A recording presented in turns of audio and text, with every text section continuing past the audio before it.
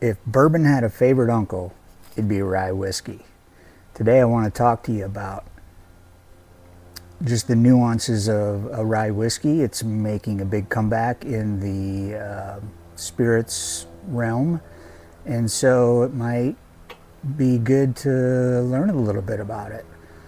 So stay tuned. We're going to dive into rye whiskey.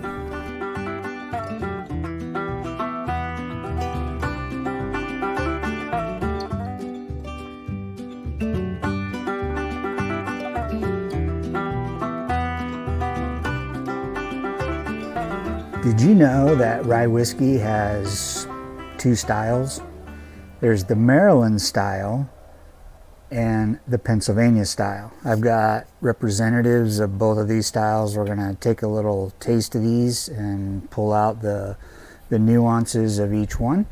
And I hope you find this interesting. So basically the two styles are the Maryland style and the Pennsylvania style.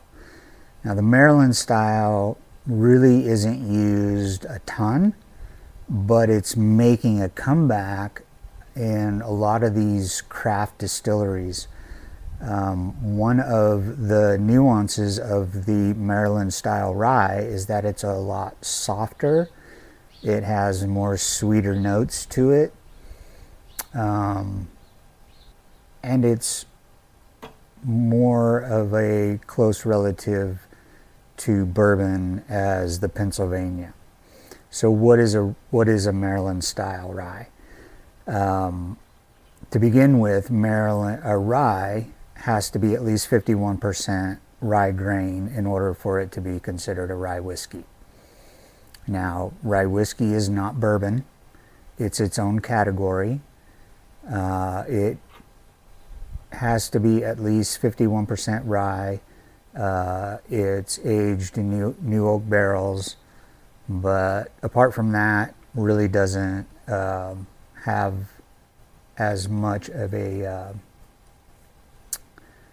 resemblance to bourbon than that. So rye whiskey is not bourbon. It's its own category. If you go into the liquor store, you're going to see ryes and then you're going to see bourbons, and they're separate, and there's a reason for that. So the Maryland style rye is anywhere from 51% to 79% rye. Then you'll see some corn added in there. Now remember, corn is a sweetener. Corn gives bourbon its real sweetness, its honeys, its bright fruit flavors, its cherries, all of that. The vanillas and the caramels come from the char, so you'll still find those in rye, but not the super sweet notes, because you don't have as much corn grain in there. So the Maryland is anywhere from 51 to 79% rye. It'll also have some barley.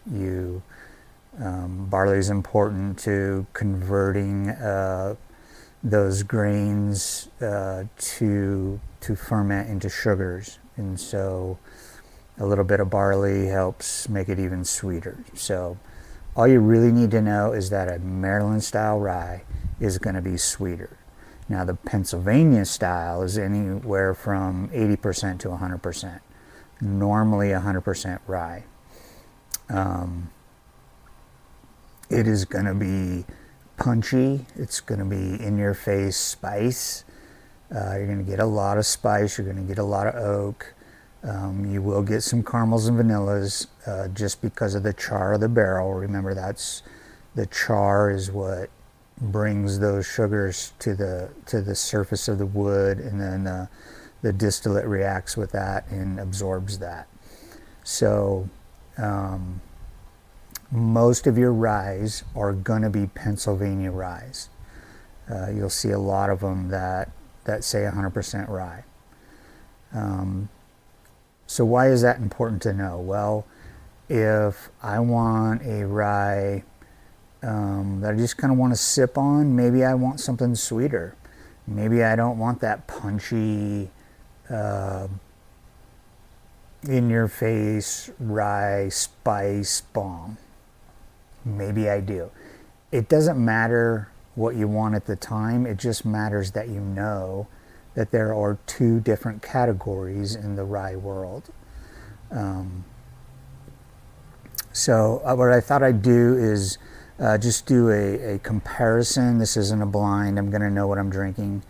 For the Pennsylvania style, I've brought out a bottle of Templeton rye. This is a 10-year. I'm not sure what the rye content is exactly, but I do know that it's a Pennsylvania style rye. So let's pop this open. This is the fun part. And do a little pour.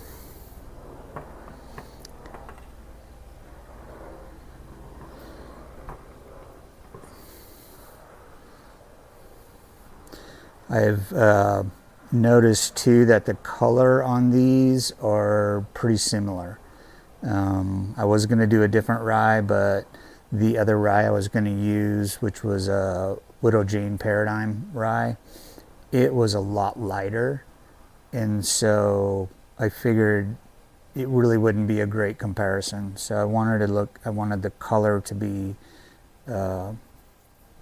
pretty close. So salute.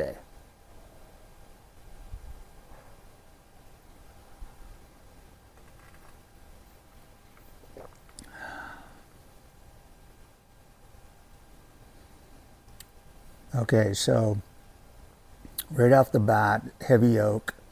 It is a 10-year, so it's going to have a little more oak on it. Got a little bit of caramel, and then I would say a ginger, pepper. Those are the real spices that hit me pretty hard.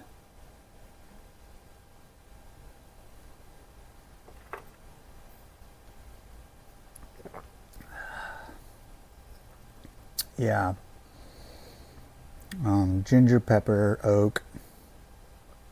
There is some sweetness there, but on that second sip, I got like 90% spice. It's a spice bomb. On the finish, I've got maybe a little bit of really, really rich caramel or molasses. Maybe more towards molasses. Some leather, pepper, cinnamon. Yeah, if it was a nice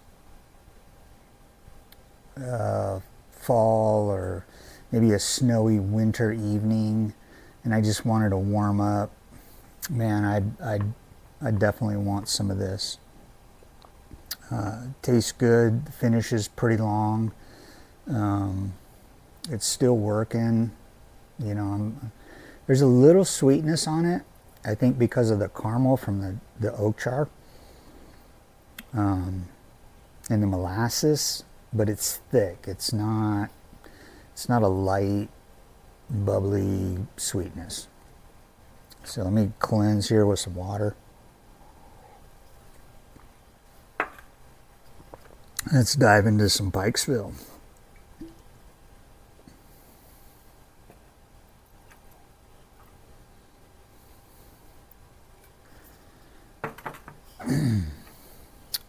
Salute.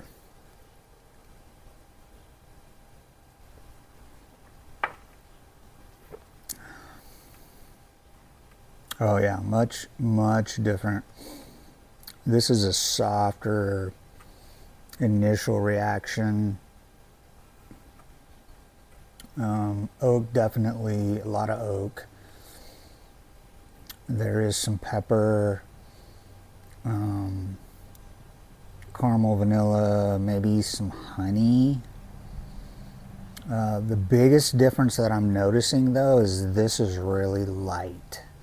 It's a soft drink. It's not a punchy, in your face pour.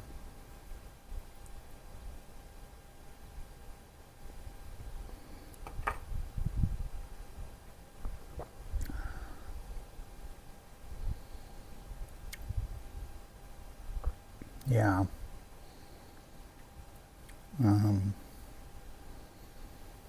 The finish,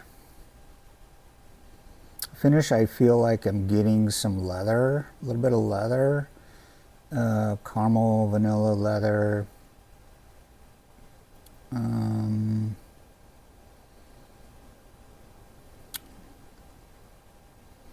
Sometimes with a rye you get mint. It can be like a eucalyptus or a spearmint. Not really getting that with either one. I'd say if any of them have it, even in the slightest nuance, it would be this Pikesville, which is our Maryland rye. So there is a clear difference between the two. Punchy, in your face, soft, subtle. Might even call this a little elegant.